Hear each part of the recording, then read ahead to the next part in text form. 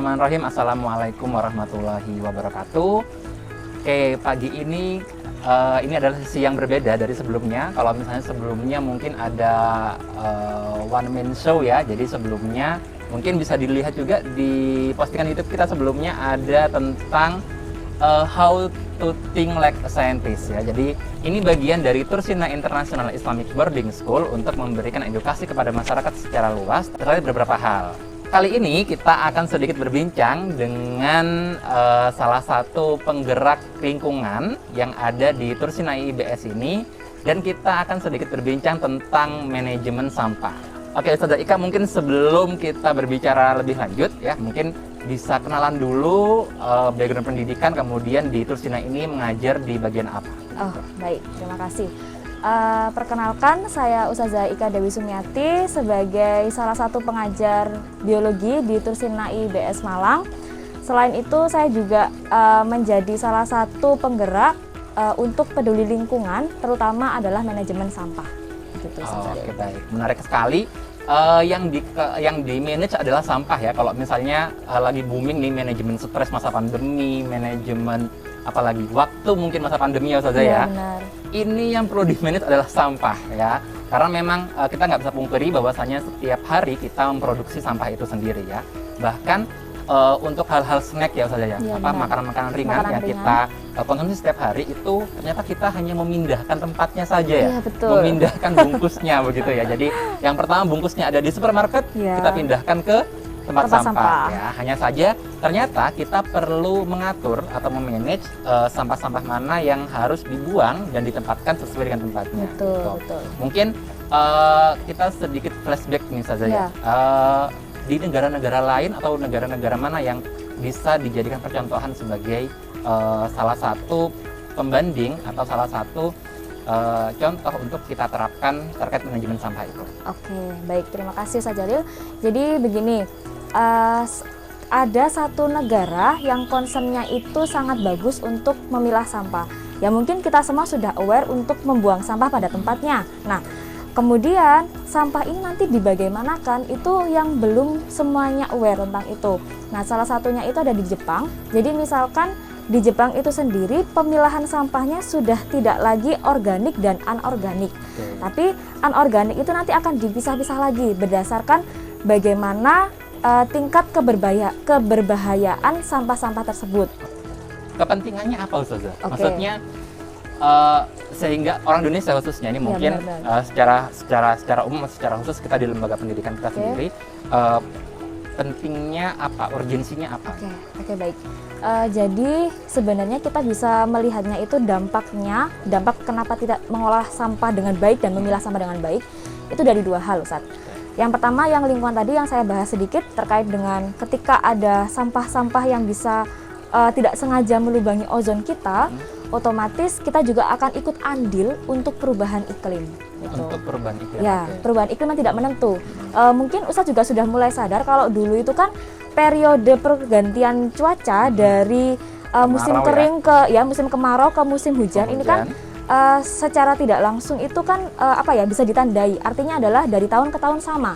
Nah, semakin ke sini ini semakin tidak beraturan seperti itu. Nah, itu adalah salah satu tanda kecil bahwa adanya perubahan iklim di bumi kita. Itu yang pertama. Nggak tahu nih besok hujan atau enggak. Betul, tidak terprediksi ya kan. Yang kedua itu apalagi sekarang kasusnya kita adalah new normal ya. Jadi selama pandemi ini kita juga menambah lagi jenis sampah, yaitu sampah sisa bahan medis.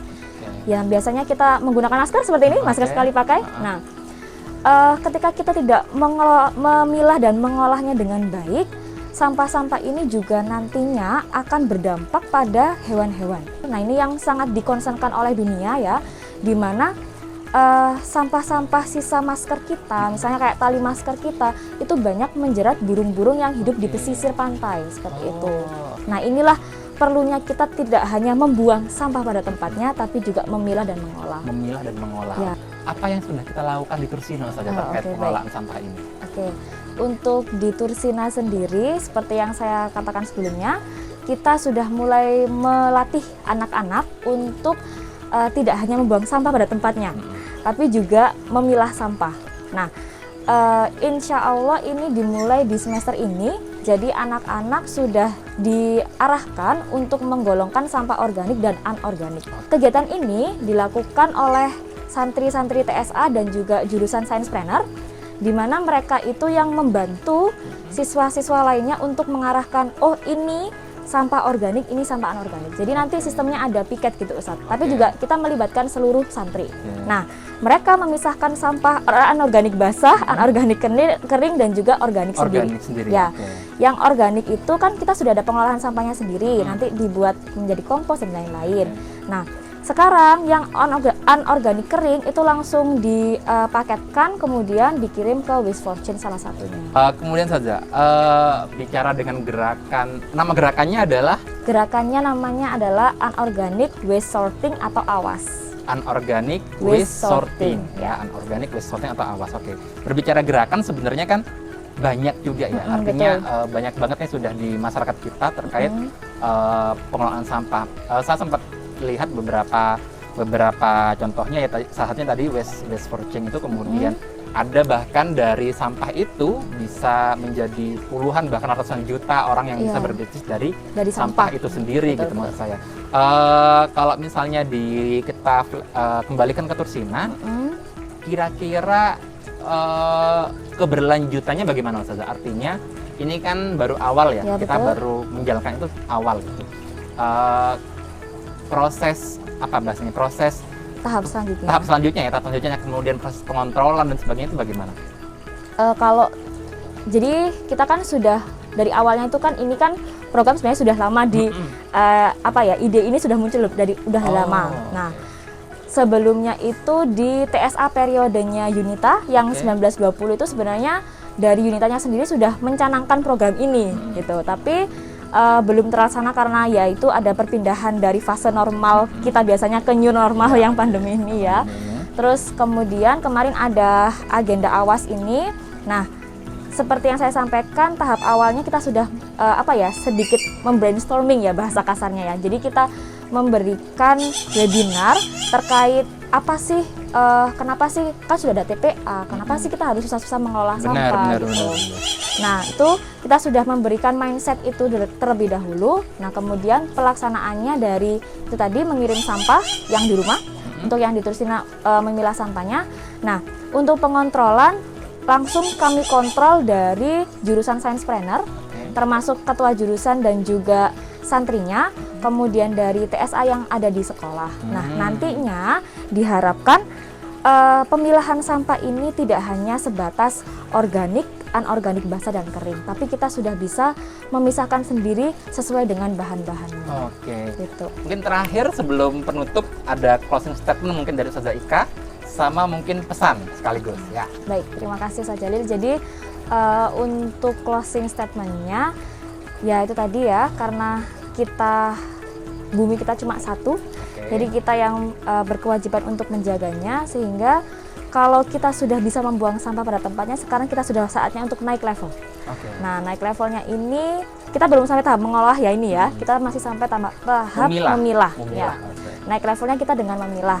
Nah, dengan demikian kalau kita sudah memilah, kita akan memudahkan untuk mengolah sampah tersebut. Nah, dengan harapan agenda ini tidak hanya bisa terlaksana kepada santri-santri kita, kepada sivitas-sivitas Tursina, tapi juga bisa dilaksanakan oleh masyarakat umum gitu. Tidak perlu hal yang sulit, tidak perlu kita langsung mencoba 8 tong sampah yang berbeda, tidak. Kita bisa memilahnya menjadi sampah organik dan anorganik.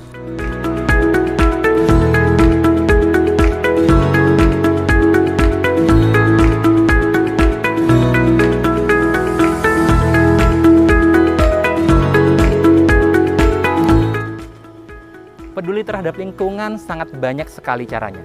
Mulai dari membuang sampah pada tempatnya, memilah dan memilih sampah, serta mengelola sampah. Kami di Tursina International Islamic Boarding School memilih untuk menerapkan AWAS, Unorganic Waste Sorting. Ini adalah bentuk kecintaan kami terhadap bumi dan bentuk kecintaan kami terhadap lingkungan. Lantas, apa yang sudah kamu lakukan untuk bumi dan lingkungan kita tercinta?